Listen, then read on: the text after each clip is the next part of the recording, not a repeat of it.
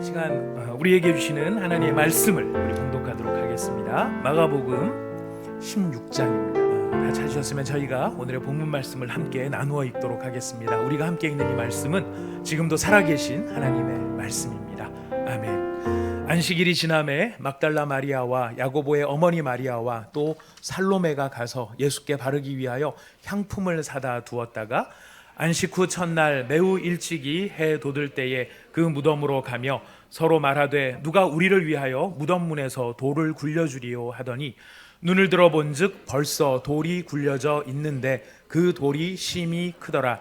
무덤에 들어가서 흰 옷을 입은 한 청년이 우편에 앉은 것을 보고 놀라매 청년이 이르되 놀라지 말라. 너희가 십자가에 못 박히신 나사렛 예수를 찾는구나.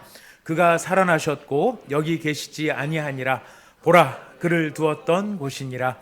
가서 그의 제자들과 베드로에게 이르기를 예수께서 너희보다 먼저 갈릴리로 가시나니 전에 너희에게 말씀하신 대로 너희가 거기서 배우리라 하라 하는지라. 여자들이 몹시 놀라 떨며 나와 무덤에서 도망하고 무서워하여 아무에게 아무 말도 하지 못하더라. 아멘. 여러분, 사랑하는 혹시 자녀를 가지고 계신 분들 아니면 가까운 사람들 가운데서 누구에게 이렇게 무슨 운전이라도 가르쳐 준다거나 또 조카를 지도를 해준다거나 혹시 이런 경험이 있으신 분들은 아마 예외 없이 이런 일들이 있지 않을까 싶습니다. 공부를 하자라고 서로 정해놓고 처음에는 열심히 하는 듯 하다가 몇 번 이렇게 하다가 보면은 막 하기 싫어하고 막 이렇게 몸을 틀고 막 뭐 하라 그러면 억지로 하려고 그러고 안 하려고 그러고 뭐 숙제하라 그러면 안 해놓고 이런 모습을 막 보면은 마음속에 무슨 생각이 드느냐면 이렇게 할 바에는 하지 마 이렇게 생각하는 생각이 한편에 들 때가 있습니다. 근데 또 어떤 경우에는 이렇게 해서라도 해야 해라고 하는 그런 마음이 한편에 들기도 하는데 여러분들은 주로 어느 쪽 경험들을 많이 해보셨습니까? 이렇게 할 바에는 아예 때려쳐 이런 경험을 많이 하셨습니까?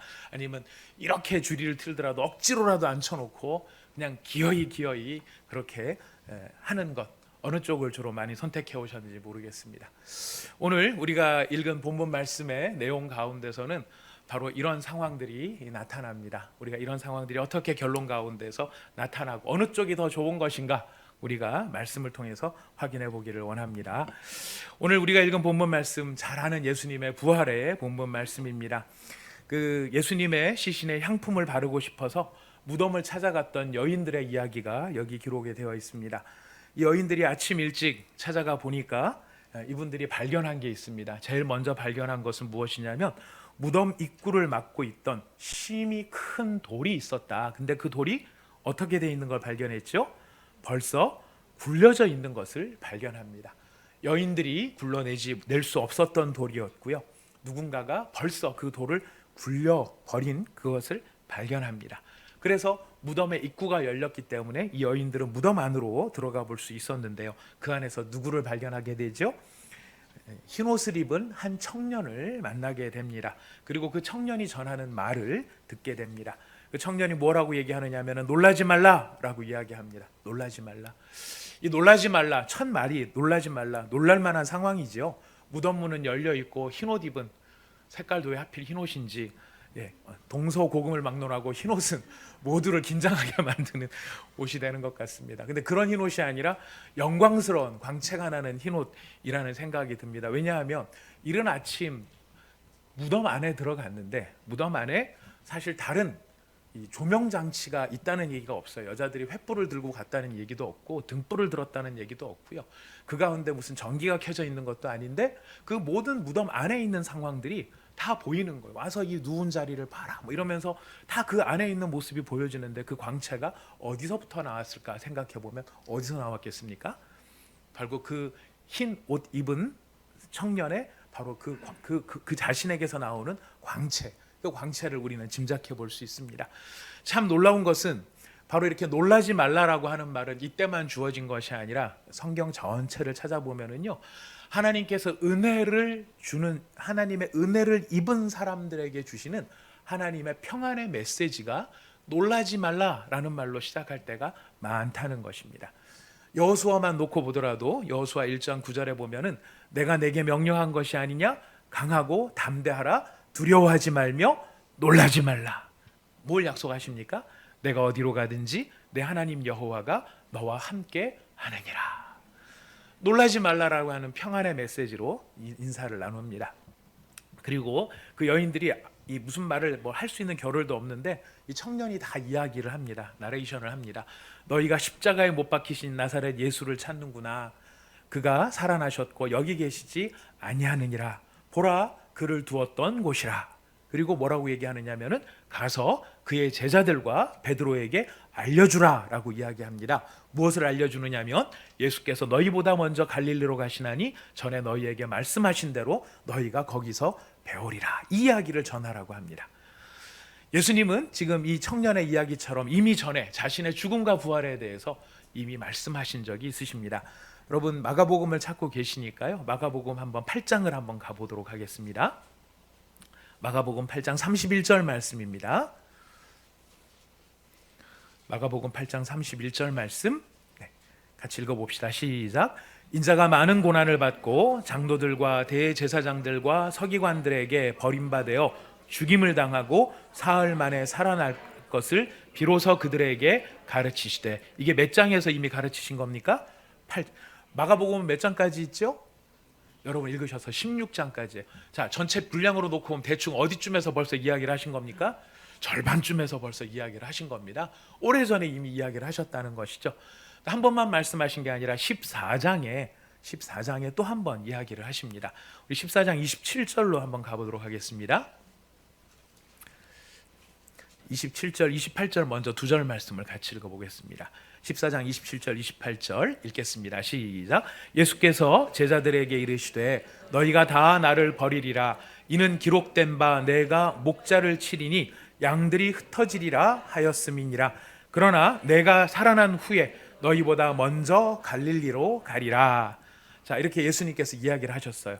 내가 살아난 후에 너희보다 먼저 갈릴리로 가리라. 그랬더니 바로 그 말을 받은 사람이 있습니다. 요거 잘 기억해야 됩니다. 누가 이 말을 했는지 우리가 기억해야 됩니다. 29, 30, 31절 읽어봅시다. 시작. 베드로가 여짜오되 다 버릴지라도 나는 그리하지 않겠나이다. 예수께서 이르시되 내가 진실로 내게 이르노니 오늘 이 밤 닭이 2번 울기 전에 내가 3번 나를 부인하리라. 베드로가 힘있게 말하되 내가 주와 함께 죽을지언정 주를 부인하지 않겠나이다 하고 모든 제자도 이와 같이 말하니라. 누가 이야기를 하고 있죠? 베드로가 이야기를 하고 있습니다. 근데 예수님이 뭐라고 말씀하시냐면 네가 3번 나를 부인할 것에 대해서 이야기를 하시고 베드로가 절대 그렇게 안 할 거라고 다짐까지 하는 이야기가 여기 기록이 되어 있습니다. 여러분 잘 기억하실 수 있을 것입니다. 자, 그런데 예수님께서 이렇게 여러 번 가르치셨는데도 불구하고 제자들은 예수님의 예고해 주신 말씀에 아무런 기대가 없었다는 것을 우리는 이미 잘 알고 있습니다. 그 증거가 무엇이죠? 아무도 기대가 없었다는 증거? 딴 거 아닙니다. 아무도 안 간 거 보면은 아무도 무덤을 찾아가지 않은 걸 보면 아무도 예수님께서 예고하신 그 예고편을 마음에 담아두지 않고 있었다는 것을 알고 있습니다. 여인들이 찾아온 이유도 부활하신 예수님을, 다시 살아나신 예수님을 만나러 온 게 아니고 지금 뭘 만나러 왔죠? 시신을 만나러 온 거예요. 시신을 만나서 시신의 발을, 향유를 지금 가지고 왔는데 정말 예수님이 살아날 걸 믿었다면 뭘 가지고 왔어야 될까요? 입으실 옷가지를 가지고 왔었어야죠. 그죠? 수의를 다 입고 계셨는데 예수님 진짜 살아날 줄 알았더라면 예수님, 살아나신 예수님께 입힐 옷을 가지고 왔어야 되는데 옷이 아니라 향품을 가지고 왔어요. 그러면 아무도 기대가 없었다는 것입니다. 자, 그런데 이 청년이 지금 다시 살아나리라라고 하는 이야기를 지금 이 여인들한테, 다른 사람한테 이야기를 해주라고 하는데 이 성경에 이렇게 기록이 되어 있습니다. 그의 제자들과 베드로에게 알려줘라 이렇게 되어 있습니다. 왜 베드로를 콕 집어서 이야기를 할까요? 콕 집어서 만약 베드로가 수제자라서, 제자들을 대표하는 수제자라서 콕 집어서 얘기할 것 같으면 사실은 제자들과 베드로에게 이렇게 말하면 안 되고 베드로와 제자들에게 이렇게 말해야 수제자로서의 폼이 날 것입니다. 근데 수제자라고 하는 신분 때문에 지금 베드로를 부르고 있는 것 같지는 않아요. 제자들과 베드로에게 이야기하라. 왜 베드로를 콕 집어서 이야기하는가? 사실 예수님께서 무언가를 예고하시면 그 예고하신 대로 반드시 이루어지고야 만다는 것을 직접 몸소 처절하게 경험한 사람이 누굽니까? 베드로예요. 예수님의 돌아가심의 사건이 예고되었을 뿐만 아니라 3번 부인할 사건까지도 예고해 주셨고 그 예언의 말씀대로 배반한 게 누구예요? 베드로예요. 베드로는 예수님이 이렇게 말씀하셨고 말씀하신 대로 된다라는 사실을 안 사람이에요. 우리가 베드로의 약점을 더 이상 들출 필요가 없기 때문에 14장 71절 72절 안 찾아보도록 하겠습니다. 거기에는 예언의 말씀대로 되어 있는 게 있어요.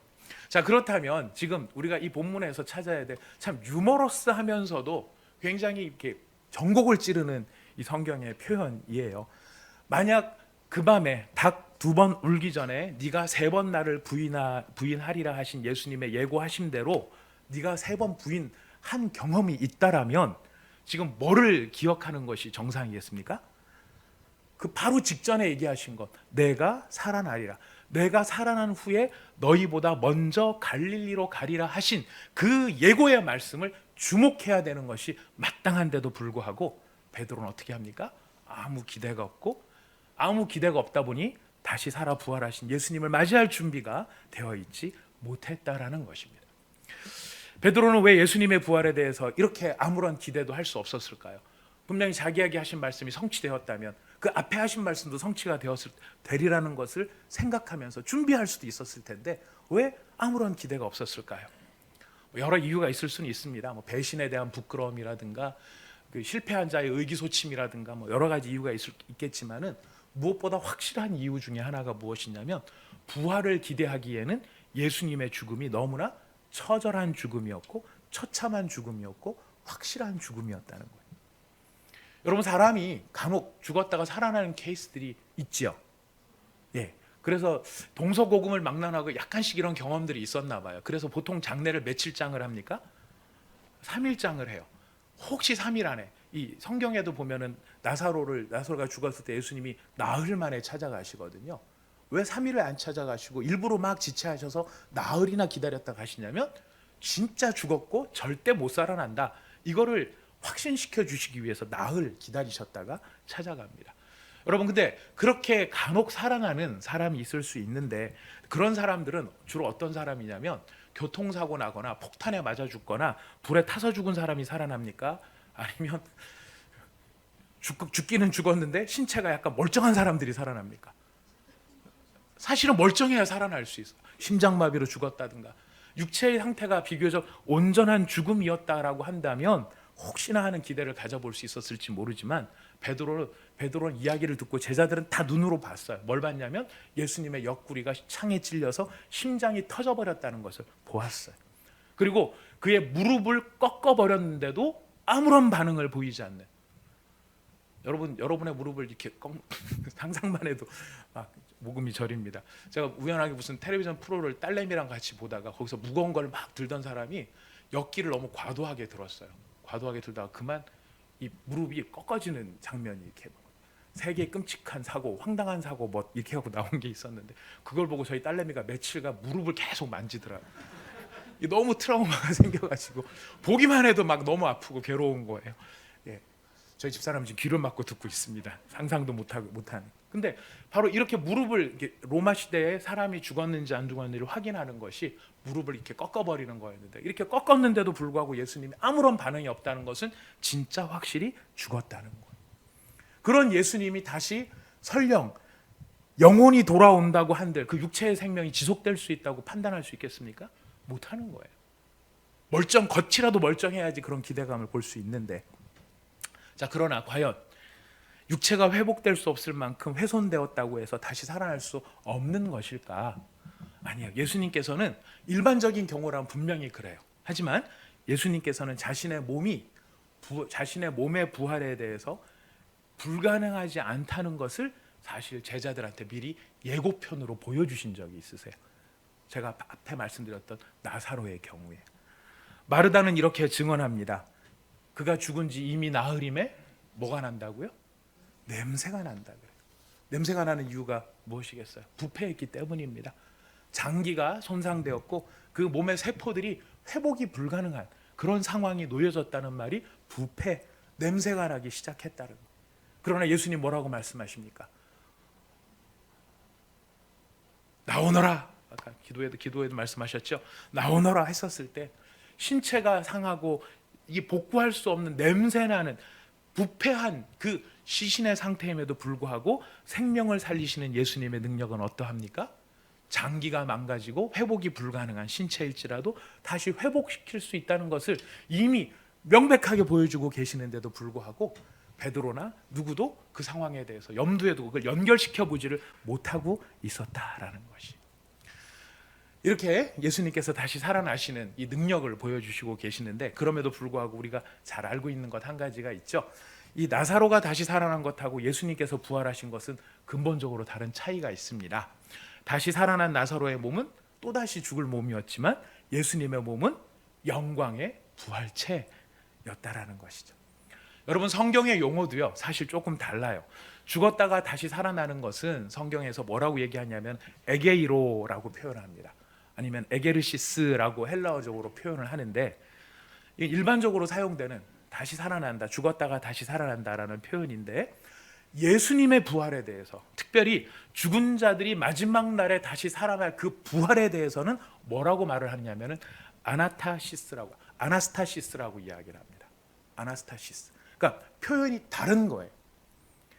죽었다가 다시 또 죽을 수도 있는 케이스에 대해서는 에게이로라고 하는 말을, 다시 죽었다 이 사람 살아났습니다라고 하는 거지만, 그런 죽었다가 살아나는 정도가 아니고 부활은요 영광체, 영광의 부활체로 살아나는 것이 부활인 것입니다. 예수님에 대해서는 아나스타시스라고 성경이 지금 표현을 하고 있는 것이죠. 예수님의 이 부활체는 시간과 공간을 초월하는 몸을 입으셨습니다. 다시 죽거나 썩지 않는 몸을 입으신 것이죠. 여러분, 이것은요 오직 예수님 안에서 예수님만이 주실 수 있는 진정한 소망입니다. 그리고 죽음에 관한 한 우리에게 허락된 참된 소망이 무엇이냐면, 우리의 육신이 설령 죽는다 할지라도 우리가 예수 그리스도 안에 있으면 어떻게 된다는 것입니까? 다시 살아난다는 것이요. 다시 살아날 때에는 누구처럼 변화된다는 것이에요? 예수님처럼 변화된다는 것입니다. 그래서 예수 그리스도의 부활에 대해 오늘도 우리가 교동문에 읽었지만, 그의 부활하심은 잠자는 자들의 무엇이 되셨다고요? 첫 열매가 되셨다라는 것입니다. 우리가 죽음 앞에서 소망을 가질 수 있는 것은 우리가 누구 안에 있기 때문입니까? 예수 안에 있기 때문입니다. 예수 안에 있는 것이 우리에게 소망이 되는 이유가 어디에 있습니까? 생명의 능력이 되시는 이 예수는 인간이 불가능하다고 생각하는 그 상황 속에서 살리시는 분이실 뿐만 아니라, 그냥 살리시는 게 아니라 영광의 부활체로 우리를 살리신다라는 것이, 이 소망을 우리에게 허락하여 주셨습니다.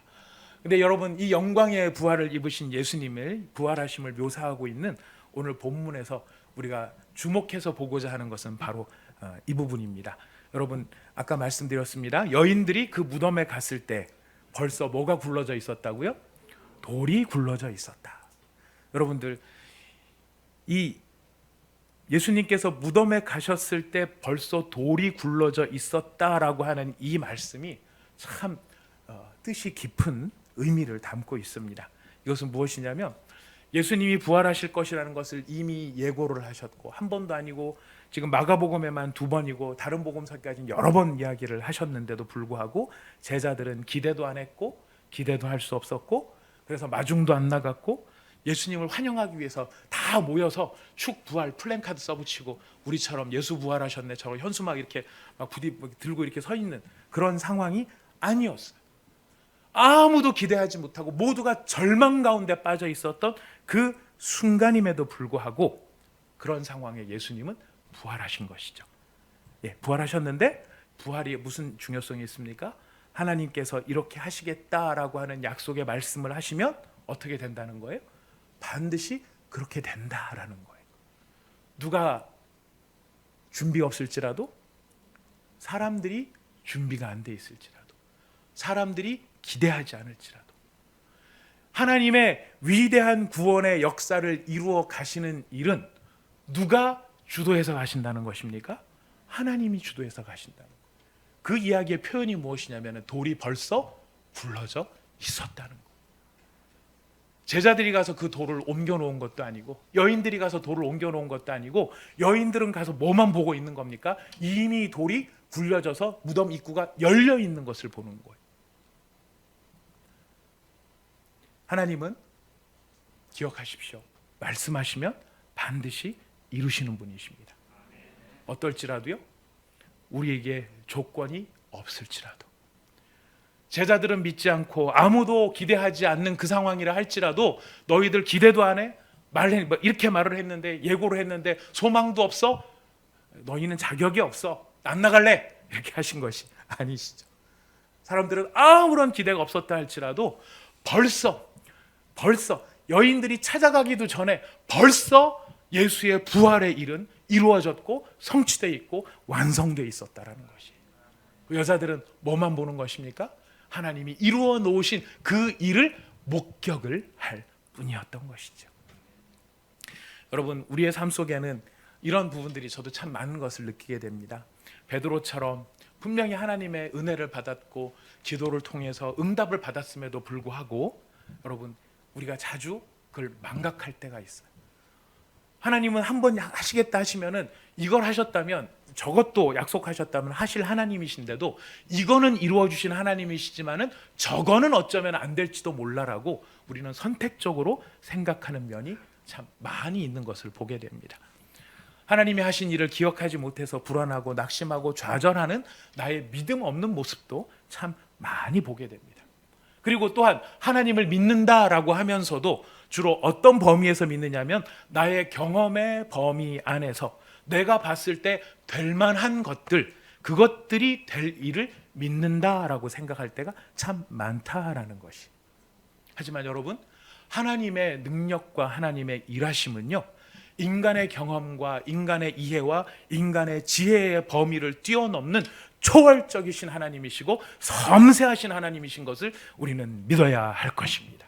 왜냐하면 성경이 우리에게 말씀하시는 하나님의 하나님 되심이기 때문에 그렇습니다. 하나님의 권세와 하나님의 능력과 하나님의 주권은요, 인간의 논리를 가볍게 뛰어넘어 버리십니다. 여러분, 하나님께서 하시겠다고 하면 하실 수 있는 것입니다. 어떨지라도요, 내가 안 된다라고 할지라도 하나님께서 하시겠다면 그 일은 이루어지는 것입니다. 여러분, 그래서 우리의 믿음은 누구에게 있는 것이죠? 나에게 있는 것이 아니고 하나님께 있습니다. 나의 믿음 누구에게 있네? 주께 있네. 십자가 능력이 내 영광 되었네. 찬양으로 고백하지 않습니까? 왜 그럴 수 있죠? 하나님의 구원의 역사는 하나님이 인간의 힘을 초월해서 인간의 경험을 의지하지 않고 그들의 반응을 의지하지 않고 스스로 그 일을 이루시고 그 일을 우리로 하여금 누리게끔 만드시는 분이 우리 하나님이신 것입니다. 여러분, 기억하십시오. 여인들은 알지도 못하고 기대도 없었지만 예수님은 벌써 돌을 굴려버리신 분이십니다. 그리고 이미 살아나신 것을 약속을 따라 행하고 계십니다. 오늘 이 부활의 아침 우리가 꼭 기억해야 될 것은, 돌은 벌써 굴러져 있었다. 여러분, 이것을 꼭 기억하시기를 바랍니다. 왜냐하면 하나님께서는 우리의 인생에 있어서도 벌써 돌을 굴려버리신 하나님이시기 때문에 그런 것입니다. 우리가 가로늦게 발견하고 그게 긴가민가 생각을 하고, 이게 진짜 예수님이 살아나서 그런 건가, 이런 거 여자들이 생각도 못한 것처럼 우리도 그럴 때가 있어요. 하나님이 벌써 돌을 다 굴려놓으셨는데도 불구하고 굴려놓은 돌을 보면서도 우리는 이게 진짜인가 싶어서 의심도 하고 두려워할 수도 있을지 몰라요.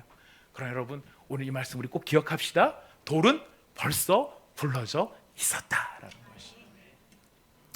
여러분, 그러나 이 돌이 벌써 굴러져 있는데도 불구하고 여전히 이 두려움 속에 있는 여인들을 보면 우리가 참 이 사실을 다 알았다면 가서 얼마나 행복하게 예수님 정말 그 품에 안기든지 예수님 발 앞에 엎드리든지 이러면서 예수님을 마중하러 갔었을 텐데, 여자들은 예수님의 부활에 대한 기대도 없고 그냥 시신을 만나러 가고 향품 바를 것만 생각하고 누가 돌 굴려주지 그것만 근심하고 간 여자들의 모습은 완전한 모습 같아요? 불완전한 모습 같습니까? 참 불완전한 모습 같아요.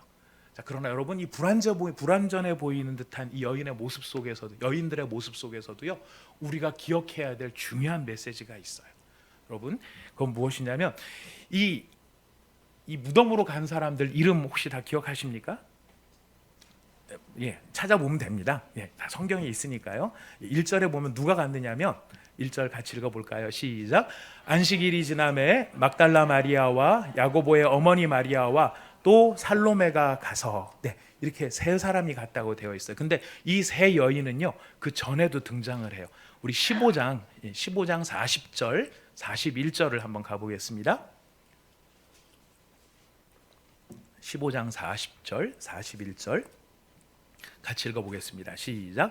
멀리서 바라보는 여자들도 있었는데 그 중에 막달라 마리아와 또 작은 야고보와 요새의 어머니 마리아와 또 살로메가 있었으니 이들은 예수께서 갈릴리에 계실 때에 따르며 섬기던 자들이요 또 이 외에 예수와 함께 예루살렘에 올라온 여자들도 많이 있었더라. 예수님이 돌아가시던 바로 그 순간 그 자리 십자가를 지켰던 여인들의 이름이 곧 예수님의 시신을 지금 시신의 향품을 바르러 가던 바로 그 여인들이라는 것을 성경은 이야기를 하고 있습니다.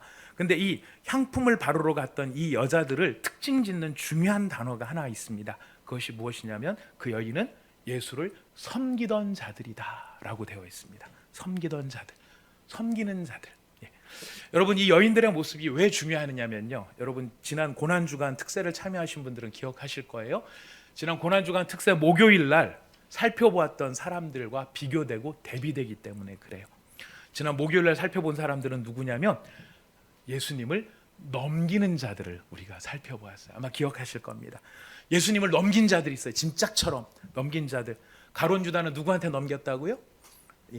대제사장들과 장로들에게. 뭐 때문에 넘겼습니까? 돈 때문에 넘겼어요. 그렇게 예수님을 받은 대제사장은 누구한테 넘기냐면 빌라도한테 넘겨버려요. 왜 넘깁니까? 시기심 때문에 넘겨버려요. 이렇게 예수님을 넘겨받은 빌라도는 예수님을 또 누구한테 넘겨버립니까? 무리에게 넘겨버려요. 왜 무리에게 넘겨버리죠? 자신의 정치적인 야망, 명예 때문에 무리에게 넘겨요. 예수님을 넘겨받은 무리들은 예수님을 어디에 넘겨버리죠? 죽음에 넘겨버려요. 어떻게 다 기억하고 계세요? 다 기억하고 계십니다. 군중심리에 의해서 선동당해서 무지 가운데 속아서, 그래서 인간 안에 있는 죄악 때문에 예수님을 이렇게 넘겨버립니다. 넘기는 자들이 있었어요. 그러나 모두가 이렇게 예수님을 넘기는 같은 그 순간에 또 어떤 사람들이 있습니까? 예수를 섬기는 자들이 있었어요. 섬기는 자들. 예수를 섬기는 자들. 여러분, 섬긴다는 게 무슨 뜻입니까? 예수님을 사랑하고 예수님을 신뢰하고 예수님을 기뻐하고 예수님을 즐거워하는 것이 예수님을 섬기는 것이죠. 이 여인들은요, 불완전한 사람들이었어요. 말씀을 제대로 기억도 못했고 기대하지도 못했고 어떻게 돌을 굴려주지, 누가 돌을 굴려주지라고 하는 근심 걱정 속에 무덤을 찾아가는 불완전한 사람들이었어요. 그리고 이미 굴려진 돌을 보면서도 기뻐함으로 달려가기보다는 두려움 속에 그 무덤 안으로 조심스럽게 들어갔던 여인들이었어요. 한마디로 말해서 앞서 일하고 계신 하나님이 계심에도 불구하고 앞서 일하시는 하나님을 제대로 믿지 못하는 부족한 사람들이었어요. 그러나 그럼에도 불구하고 그들은 어떤 사람들입니까? 예수님을 섬기는 사람들이었어요. 이게 왜 중요하냐면 부족할지라도 모자랄지라도요, 예수님을 섬기는 사람들은 어디에 지금 참여하고 있어요? 예수의 부활의 현장에 참여하고 있다라는 것이. 즉시 깨닫지 못하고 충분히 깨닫지 못하고 즉시 찬양하지 못하고 충분히 감격하고 찬양하지는 못할 망정에 예수를 섬기려고 하는 그 여인들은 부활의 현장을 목격할 수 있었고 부활의 소식을 들을 수 있었고 그 소식을 전할 수 있었던 사람들이었다는 것이. 우리가 부족할지언정, 우리가 모자라요. 참 모자라요. 너무 연약해요. 우리 스스로도 이런 내 모습이 무슨 참 너무 부족하다 이런 생각이 들지언정, 그러나 꼭 기억하십시오. 부족할지라도요, 예수님을 섬기는 자가 될 때 우리는 예수님의 권능의 현장에 참여할 수 있습니다. 그 뜻을 다 모른다 할지라도, 그 의미를 다 파악하지 못한다 할지라도 예수를 섬기는 마음이 우리 가운데 있다면, 그를 사랑하고 그를 즐거워하고 그를 기뻐하는 마음이 우리 가운데 있다라면 우리는 그의 주권의 경이로움을 목격할 수 있게 된다는 것입니다. 부족하고 모자랄지라도 기도의 문을 열어 주옵소서, 하늘의 문을 열어 주옵소서, 은혜의 문을 열어 주옵소서라고 간구하는, 부르짖는 그 간구의 자리에 참여하는 자가 은혜를 받는 거예요. 예수의 일하심을 볼 수 있는 거예요. 여러분의 삶의 자리에서 선포하십시오. 여러분이 살고 있는 삶의 현장에서 여러분의 마음을 다하여 우리의 부족함이 있을지라도 온 마음을 열고 하늘 문을 여시고 생기를 불어넣어 주옵소서. 여러분, 그 선포가 이루어지고 예수님을 섬길 때 바로 우리의 삶의 그 자리에서 무엇이 일어나게 될까요?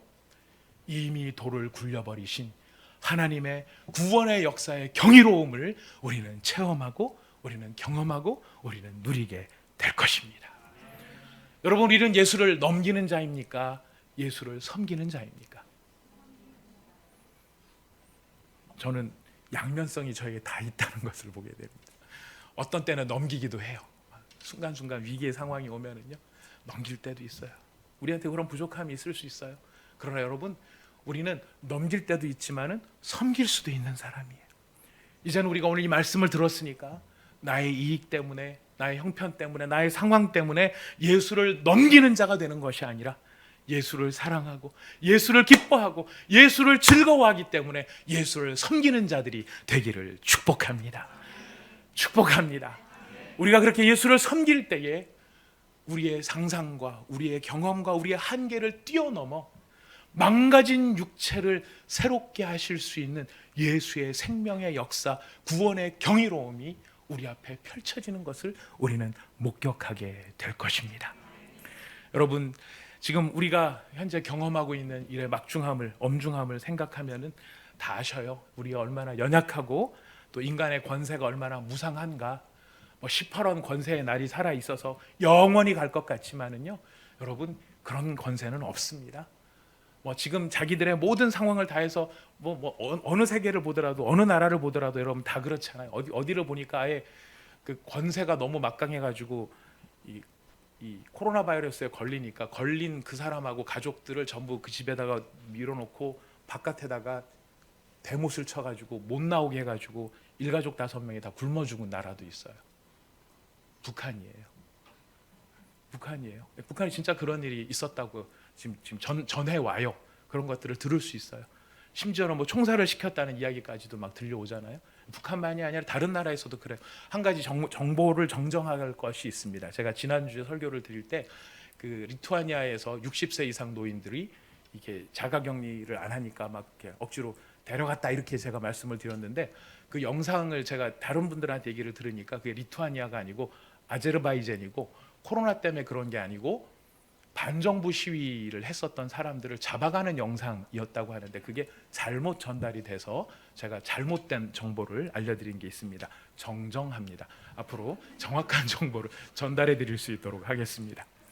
자, 아무튼 우리가 봐야 될 것, 기억해야 될 것은, 이런 모든 상황 속에 막 이 사람들이 어떻게 하지만 여러분, 오죽하면 그러겠습니까? 참 처절한 인간의 모습들을 보게 돼요. 자, 그러나 그 처절한 모습만이 우리가 볼 수 있는 전부가 아니에요. 우리 크리스찬들은요, 무엇을 볼 수 있느냐면, 이 전 세계적으로 벌어지고 있는 이 엄중한 상황 속에 무한한 권능으로 그가 뜻하신 바를 이루기 위해서 지금 역사 가운데 일하고 계시는 준엄하신 하나님의 섭리를 우리는 느끼게 된다라는 것이, 우리한테는 두려운 모습일지 모르지만은요, 하나님은 하나님의 선하신 작정하신 뜻을 위해 지금 일하고 계시는 거예요. 여러분, 이 정도 일에 하나님께서 이렇게 하신다라고 마지막 심판날, 우리가 하나님 앞에, 하나님의 보좌 앞에 서게 되는 그날, 우리가 경험해야 될 일들은 어떠할지 여러분, 우리 감히 상상도 할 수 없는 거거든요. 하나님은 이렇게 준엄하신 섭리를 우리 가운데 나타내 보여주고 계십니다.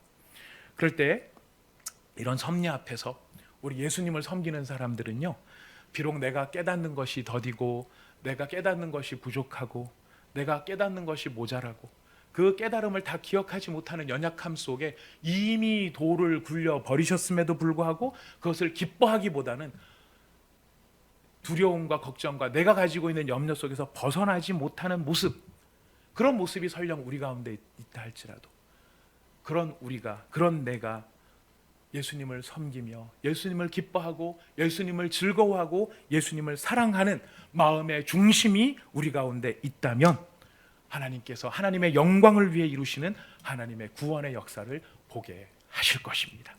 우리 마지막으로 시편 2편을 같이 읽고 오늘 말씀을 정리하도록 하겠습니다. 시편 2편의 말씀입니다. 바로 우리가 부족할지라도 그 영광 가운데 참여하게 하시는 하나님의 소망이 있는 약속의 말씀, 이 엄중한 상황 속에서 우리가 기억하고 우리 하나님께 소망을 두며 이 부활의 아침 주님 앞에 주님을 넘기는 자가 아니라 섬기는 자가 되기를 원합니다. 고백하면서 우리 말씀을 한번 같이 읽어보도록 하겠습니다. 우리 2장 1절부터 12절까지 함께 읽어보도록 합니다. 시작. 어찌하여 이방 나라들이 분노하며 민족들이 헛된 일을 꾸미는가? 세상의 군왕들이 나서며 관원들이 서로 꾀하여 여호와와 그의 기름 부음 받은 자를 대적하며 우리가 그들의 맨 것을 끊고 그의 결박을 벗어버리자 하는도다. 하늘에 계신 이가 웃으시며 주께서 그들을 비웃으시로다. 그때에 분을 바라며 진노하사 그들을 놀라게 하여 이르시기를 내가 나의 왕을 내 거룩한 산 시온에 세웠다 하시리로다. 내가 여호와의 명령을 전하노라. 여호와께서 내게 이르시되 너는 내 아들이라. 오늘 내가 너를 낳았도다. 내게 구하라. 내가 이방 나라를 내 유업으로 주리니 내 소유가 땅끝까지 이르리로다. 내가 철장으로 그들을 깨뜨리며 질그릇같이 부수리라 하시도다. 그런즉 군왕들아 너희는 지혜를 얻으며 세상의 재판관들아 너희는 교훈을 받을지어다. 여호와를 경외함으로 섬기고 떨며 즐거워할지어다. 그의 아들에게 입맞추라. 그렇지 아니하면 진노하심으로 너희가 길에서 망하리니 그의 진노가 급하심이라. 여호와께 피하는 모든 사람은 다 복이 있도다. 아멘. 우리 같이 기도하도록 하겠습니다. 오늘 시간 부활의 아침을 맞이하면서 우리 하나님이 어떻게 주권적으로 역사하시는가를 우리는 보았습니다. 여인들은 근심과 걱정에 누가 돌을 옮겨줄까라는 것만, 돌아가신 예수님만 생각하면서 그 자리에 갔지만 인간들의 형편과 처지에 아무것도 구애받지 아니하시고 하나님은 약속하신 말씀을 따라 벌써 인간들이 도착하기도 전에 이미 돌을 옮겨 버리셨습니다. 부활하셨습니다. 하나님이 하시고자 하시면 하나님은 하실 수 있고 그 일을 이루십니다. 이제 그런 위대하신 주권자 되시는 하나님을 우리가 마음에 새기면서 우리가 과연 어떤 자가 되어야 할 것인가? 예수를 나의 삶의 형편 때문에, 내 삶의 이익 때문에, 돈 때문에, 명예 때문에, 시기심 때문에, 나의 죄된 본성 때문에 예수님을 넘겨버리는 자로 살아갈 것인가? 아니면 내가 부족하고 연약하고 모자라지만 예수님을 기뻐하고 즐거워하며 그를 섬기는 자로 살아갈 것인가? 주여, 내가 끝까지 그의 무덤에 찾아가 실망을 안고 그의 무덤에 찾아갈지라도, 부족한 모습으로 찾아갔을지라도 부활의 영광에 참여할 수 있는 예수님 섬기는 자 되기를 원합니다. 주여, 우리를 인도하여 주시고 우리에게 믿음을 더하여 주옵소서. 우리 같이 주님 앞에 기도드리도록 하겠습니다. 하나님 아버지 감사합니다.